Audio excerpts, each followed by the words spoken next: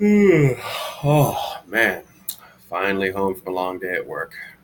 Uh, Get to play around on some YouTube now, see how my tiny little pathetic channel's doing.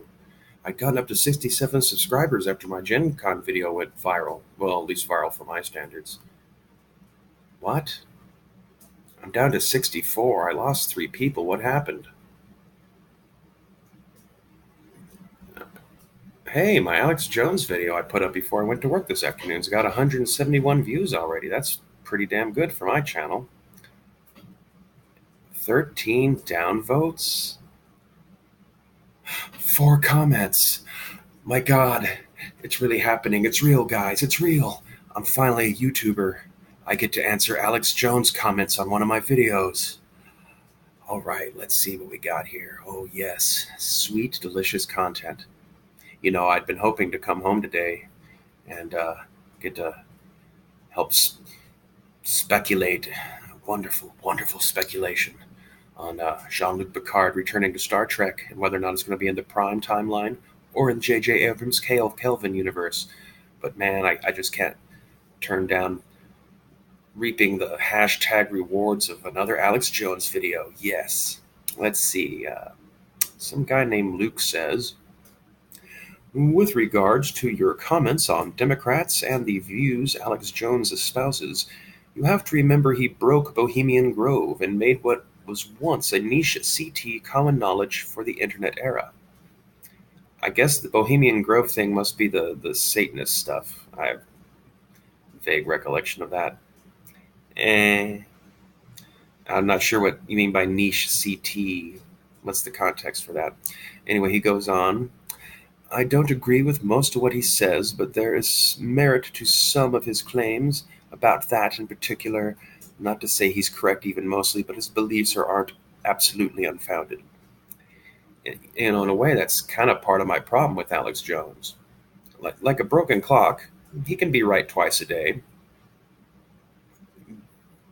but the sheer volume of the stuff that he has talked about over the years that is horseshit, and the way he hyperbolically spins the stuff that is based on truth, it's just hard to take him seriously as an information source. I'm sorry.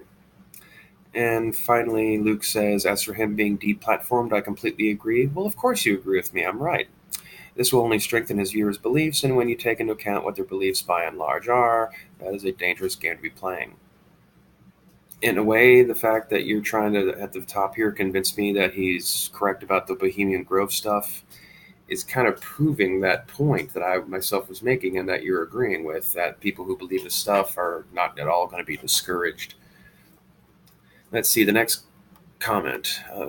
Donald Trump commented. Oh, it's just some guy's avatar picture. Lord Damianos? Oh, this is a long one. He really thought this out. Let's see.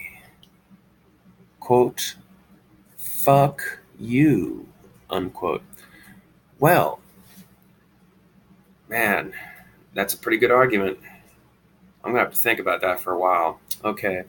A Mr. Flint comments that communist bastards, they hate freedom of speech. I support Tommy Robinson and Julian Assange.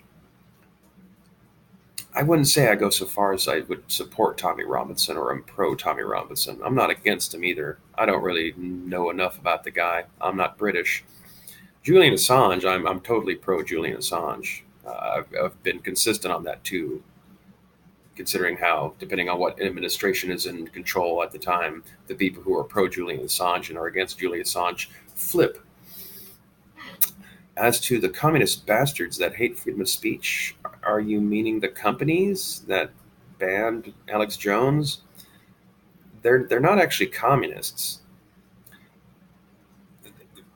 Reason why a lot of these businesses seem to embrace socialism and social justice and faux communist air is because marketers have told them that millennials are into that. And millennials are in the top demographic age wise that marketers of companies want to market their products to because they have not yet, in theory, formed as much brand attachment as older consumers have. So they're putting out a lot of pretense to try to attract millennials to their brands, but they don't actually believe any of this stuff because they're just out for the money. And I think time and again, millennials overall, and especially the social justice warriors, they gripe a lot. And they like to pretend to be activists. And I mean it when I say they're pretending to be activists. I don't see any of them squatting in jungles doing any real hard work. They're unreliable consumers. They'll make a lot of demands over, like, we want this to be like this and this and this and this, and then a company will make something like this and this and this and this, alienating the base of customers they already have, and then millennials don't show up to it anyway. So I don't know why they keep chasing them. They're an unreliable consumer market. Anyway, they're not communist. The final comment we have here is from an alfalfa. But when it comes to money, the big tech companies and others are losing money while they censor or constrict or refuse to do business with people with opposing political views. So is that just for the evil or is that for the money? No, it's because the left has successfully learned how to brand people as racist or white supremacist or sexist or whatever ist of choice. And in doing so, they can then go to these big companies that host their products in whatever fashion, be it a show or something they actually make and sell, and say, hey, since you're hosting these people on your platform, you support blah, blah, blah. And big company doesn't want it out on the internet that they're in support of this thing. So they view it as in their best interest to get rid of the person. However, it's short-sighted, considering that our society is very schizophrenic and chopped in half. And so whatever you do to appease the one, you're just going to piss off the other half. And no matter what, you're kind of screwed. Neutrality and not getting into politics is really the best business decision. But they're all scared of being called white supremacists or anti-gay or anti-Islam or anti-woman or whatever. There is this unfortunate thing where the way racism has been redefined, like all white people are racist, and the Republican Party has been associated with white people, and conservatism has been associated with all that, and so therefore by extension their white supremacy beliefs, and because of the way the vagaries of hate speech policies are, it's basically a whole organically grown, because it's not like there's a central director plotting this all out. It's just kind of evolved on its own to be this way. But it's basically an effort on the left to make the right criminal so that you're not legally allowed to have your beliefs. And that is very ultimately for money, because it's so that that political party can stay in power and still make money for themselves and for others and have influence. All right. Well, cool. That's awesome. My very first Alex Jones comments response video.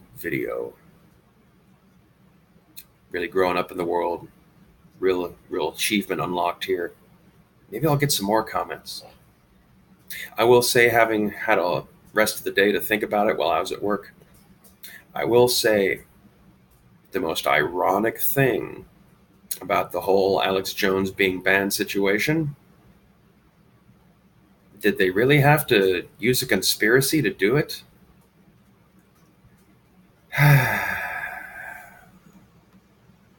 This is going to backfire on you people.